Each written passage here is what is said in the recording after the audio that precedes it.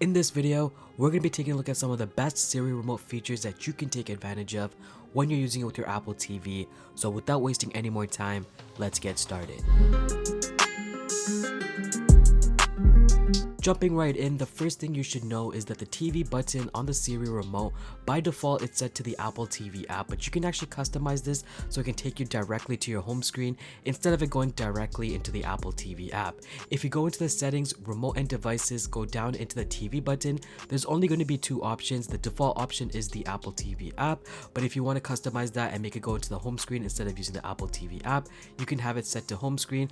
So whenever you click on that TV button, it's going to take you directly into your home screen instead of the Apple TV app. Now, if you do use the Apple TV app, this is going to be very useful because it's automatically going to take you into that application, but I use a lot of different apps, so I prefer to have it set to the home screen. The Apple TV has a really nice aerial wallpaper option, so whenever your TV times out, it's automatically going to go into that aerial view. Now, if you ever want to just force it into the aerial view, you can just click on the back button once while you're on the home screen, and it's automatically going to take you to that live wallpaper, which looks really cool, so you don't have to really wait for the timer to go down, and when your TV automatically gets to sleep, it will invoke the aerial wallpaper as well. But if you ever want to just force into it, you can just click on that little back button and it's going to take you directly into the live video wallpaper. This next one is one of my favorite features about the Siri remote. So whenever you're watching something on the Apple TV and you quickly want to scrub through it, the timeline, so if you want to go forward or backwards, you can just click pause and then go clockwise or counterclockwise on the touch wheel, and you can quickly seek through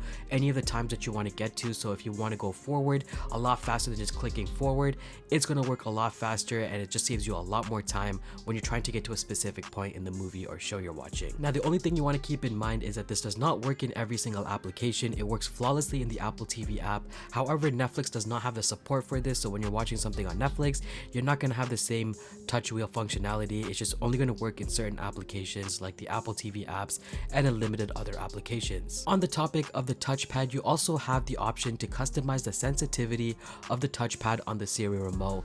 If you feel like it's a little bit too slow or if it's a little bit too fast and you want to set to medium, you can go into the settings, remote and devices. There's going to be an option for touch surface tracking, and by default it's going to be on medium, but if you want to be a lot faster, you can click on fast, or if you want to slow it down, you can click on slow, so whenever you're actually using the touchpad, the sensitivity will be reduced or increased. Now, if you're not a fan of the touchpad at all, you also have the option to completely turn off the touch sensitivity on your Siri remote. So if you feel like it's automatically getting pressed sometimes and you just want to have the tactile feedback, you can go into the settings, remote and devices. On the click pad option, you can have it set to click only, which means you now have to just physically click the buttons for anything to happen. You cannot use a touchpad, it just completely disables that. So if you're not a fan of the touchpad, you do have the option of disabling it. Next, if you're ever in a situation where the Siri remote is not responding properly, it's not controlling anything, or it's lagging, and you want to force reset it, you can just hold onto the TV button and the volume down button for about 10 seconds. It's automatically going to disconnect from the Apple TV and reconnect when it's powered back on, and this should fix up any of those small issues that you're having, some bugs or anything like that. So if you ever want to force restart your Apple TV remote, you can just hold on to the TV button and the volume down for 10 seconds, and it's going to force restart your Siri remote. Not only can you force restart your Siri remote, but you can also force restart your Apple TV using the Siri remote. So if you ever feel like your Apple TV is slowing down, sometimes it might be just frozen and none of the controls are working, all you have to do is hold on to the back button and the TV button for about 10 seconds. It's automatically going to restart your Apple TV. It's going to force restart it, meaning that you don't have to really unplug your device and plug it back in or anything like that.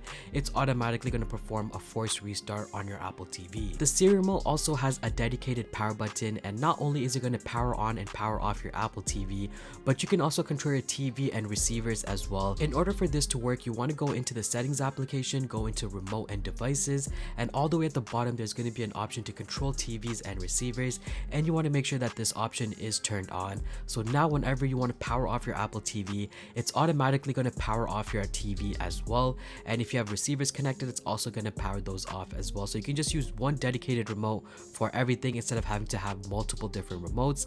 And same thing goes whenever you want to power on your Apple TV, it's automatically going to power on your TV as well. And finally, one of the newest features that we got with the Siri remote is the ability to locate your Siri remote using your iPhone.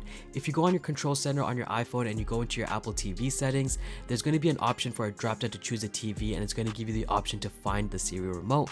When you click on find, it's automatically going to pull up this find my screen, and it's going to be helping you locate wherever your Siri remote is. So if it's between the couches, on the floor, in another room, it's going to be very helpful to locate the Siri remote. And that wraps it up for this video. If you guys did like this video and you guys want to see more videos like this, make sure to give this video a big thumbs up, subscribe down below, and I'll see you guys in the next one. Peace.